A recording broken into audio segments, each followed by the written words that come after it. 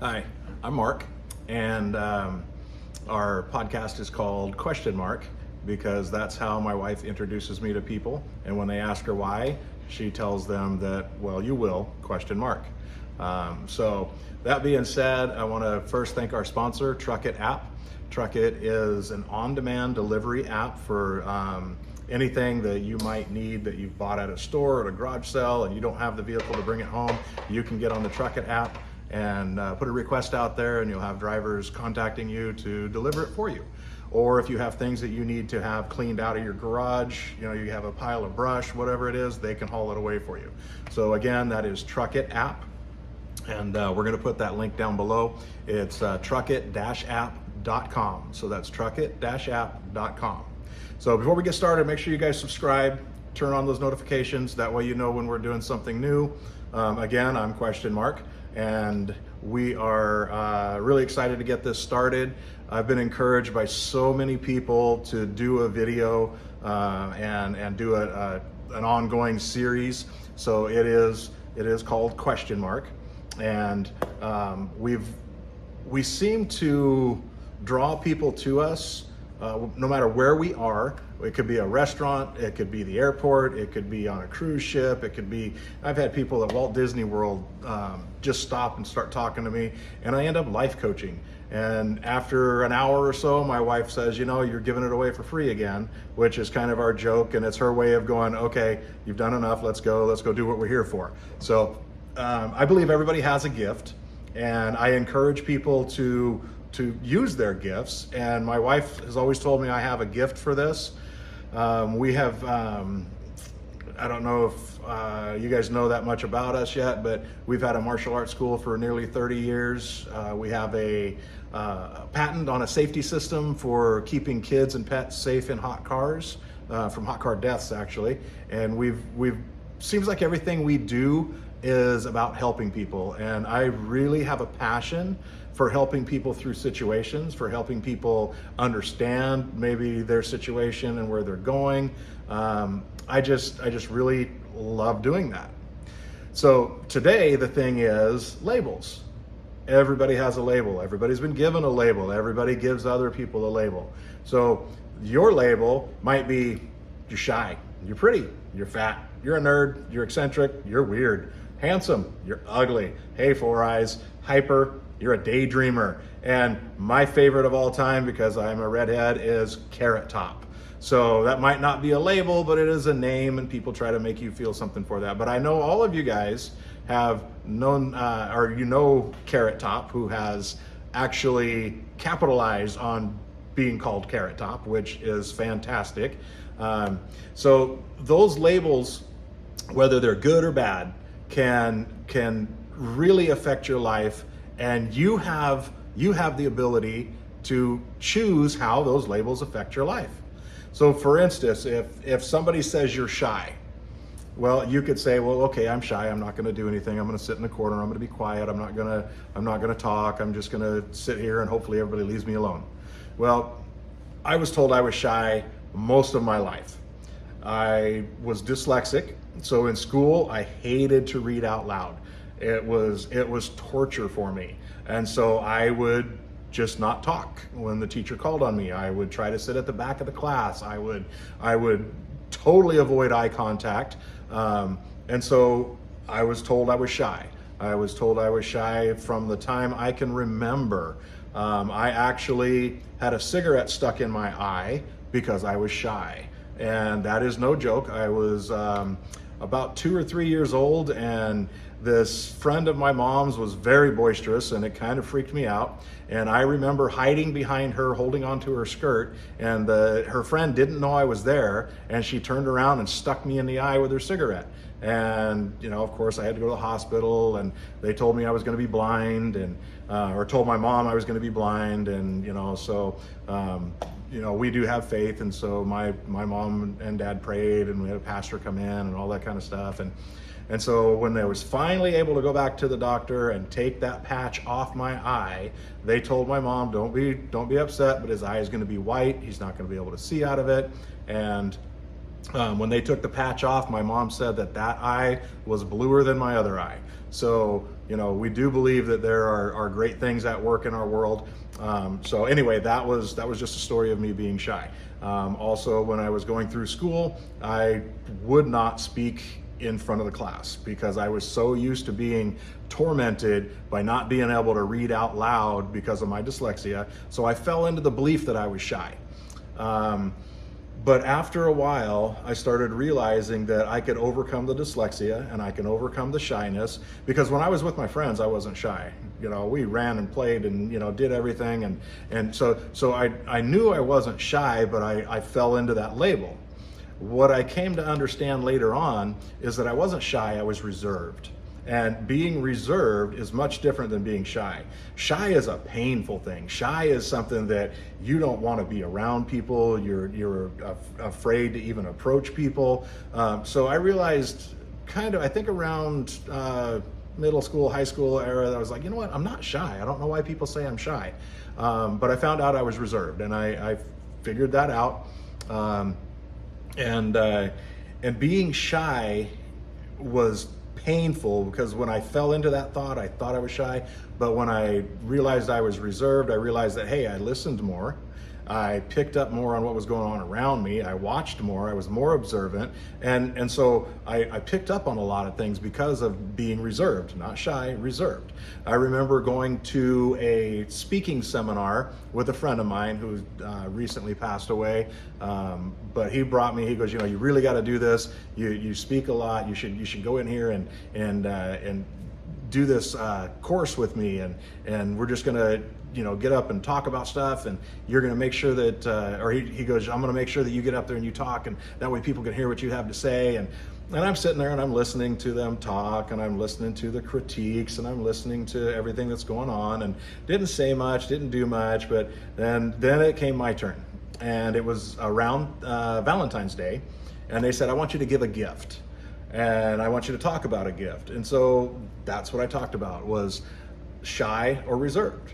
And I kind of told the story I just did, and I said, you're not shy, you're reserved. If you were shy, you wouldn't be here right now. So if people tell you you're shy, cross that out, you're reserved. You listen more, you observe more, and you retain more.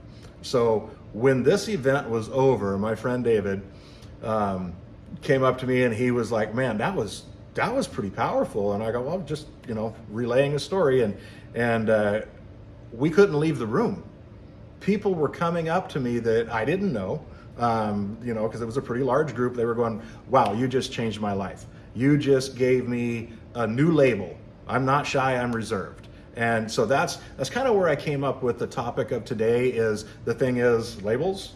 Well, if you have labels that are bad, like maybe somebody's calling you fat, well, you can change that. You could use that as a catalyst. Okay, well, I'm not going to be fat anymore. I'm going to start running. I'm going to work out. Whatever. I'm going to diet. I'm going to eat better. Whatever the situation may be, you might use that as a catalyst, right? You might have a young girl and everybody says she's pretty. Oh, she's so pretty, and they tell her she's pretty, but they don't tell her anything else. They don't tell her she's smart. They don't tell her she's able to solve problems. She has ingenuity. They just talk about how pretty she is. Well, what happens when she gets to her teen years and maybe she gets acne and all of a sudden she's not feeling very pretty? But none of those other things were ever developed in her because she was going off being pretty. Well, that could be a real hard thing for people to get through. So our labels, even though it sounds positive, you have to make sure there's other things about people that you give them, right? So if a girl's pretty, great, she's pretty, but she's smart too, right? She can solve problems, right? So make sure you balance out those labels. If somebody calls you a nerd, well, so what? Nerds are pretty smart, right? Pick on nerds. One day you're gonna work for one, right? So be careful about the labels that you put out there. Now, you can embrace those labels. Say, well, yeah, I'm a nerd. I like working on computers. I like writing. I like doing math or whatever. If that's what you like, so what? If that's a nerd, you're a nerd. Okay. I've met people and everybody tells me, oh, they're so eccentric. They're just like recluse. They never want to do anything else. Well, what I find about people when they say they're eccentric, I find that they're workaholics. I find that they're driven to get things done, right? So I want to make sure that when I talk to people and we talk about, who they are or whatever, I want to make sure I'm giving them a good label. Because being weird, well, if you're weird, you might write a comedy, you might be a stand-up comedian. If you're weird, maybe you'll come up with something that people that are quote normal won't think of, because you think out of the box, you think weird, which is fine. Okay. Somebody may call you ugly, and you know what? That's their problem. They're the ones that are looking at you and saying, "Well, you're ugly." Well, why? Why do they think you're ugly? Because you're not their type? Because you don't fit in their box? Well, that's their problem, right? So there's all kinds of things. You really need to know who you are, and these labels can kind of direct you. They can direct you towards, well, you know what? Maybe I am a nerd, but I'm okay with that. Or maybe I'm a little overweight, and you know what? Now I'm going to work on it because I don't like that. Or whatever the situation is. So when we talk about labels, we need to be careful that we don't use labels to hold people down, and you personally don't let those labels hold you down. You need to be able to listen to what people are saying and turn it into a catalyst. Bullies, it's terrible to be bullied. At the same time, being bullied might make you change what you're doing. It might make you realize there's something else you could be doing. It might make you realize that, hey, if they're calling me chubby, I'm going to work out. If they're calling me a nerd, well, guess what? I'm just going to get smarter. If whatever the situation, the bullies do things because they're unconfident, and it might not be in the same way. Maybe a bully isn't as smart at school for some reason, so they pick on you because you are smart. Or maybe they're insecure about their home life, and so they're picking on you as a way to let that out. So realize a lot of times the bullying isn't about you, it's more about them, but that doesn't make it hurt any less. The only thing that I found that helped me when I was being bullied is to fight against it. Now, not necessarily fight the bully all the time, which I did on occasion, but to fight against what they're trying to label you as. Don't let anybody label you and believe it 100%. Don't let them label you and hold you back. Those labels should encourage you. They should drive you. They should make you go, oh yeah, watch this. Watch what I'm going to do. And I've had that my whole life. And that's been my attitude my whole life, is tell me I'm not good enough, I'm not smart enough, I can't do this, watch me, I'm going to. And I try to portray that to other people. I try to give them those labels of hey, you're a stick to it kind of person. You stick to it, guess what? You're gonna accomplish what you're trying to do. So labels can be hard at first, but we can always rip those labels off. It doesn't mean that we have to live with that label. I could take a Coke label and put it on a beer. Does it make that beer a Coke? No, it's still a beer, but we rip that label off and we know what it is. But that's what we allow people to do to us. We might be something totally different than what they see, but if we let them label us and we buy into it, we're gonna not succeed at what we really could do. We might not do the things that could be very impactful for the world if we allow people to label us in a negative way, not fight against it, and not overcome it. Now, Einstein had a saying. He said, if you tell a fish to climb a tree, it'll feel it's a failure its whole life, because fish don't climb trees. So that's the same thing if you're talking to children. Don't label them in a way that's going to stop them. Don't tell them that they have to do things exactly the way the next person does. But it also means don't lie to them, right? Because if you lie to them, they're going to create their own labels. They're going to believe some of those labels, and then they're going to get crushed when they find out those labels aren't true.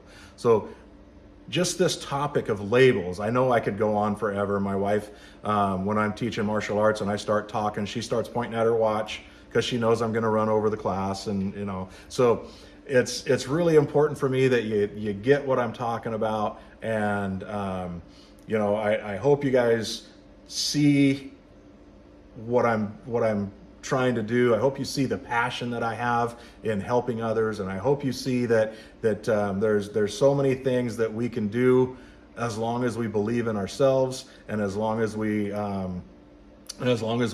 encourage others. One of the things that, you know, you want to encourage yourself, but if you encourage others and you help others reach their goals, you're going to find that you want to help people more, because it's so rewarding to help other people. And you don't always have to get paid for it. You don't always have to get the accolades of hey, that's the guy that helped me, or you know, that's the woman that showed me the way. You don't always need that. Anonymous sometimes is great. And so that's why I'm doing the video. I'm not trying to be something I'm not. I'm not trying to say I have all the answers. As a matter of fact, if you have questions, put them in the comments, and maybe it'll be a topic for next time. You know, I don't think I have all the answers. I'm just trying to share what I do have.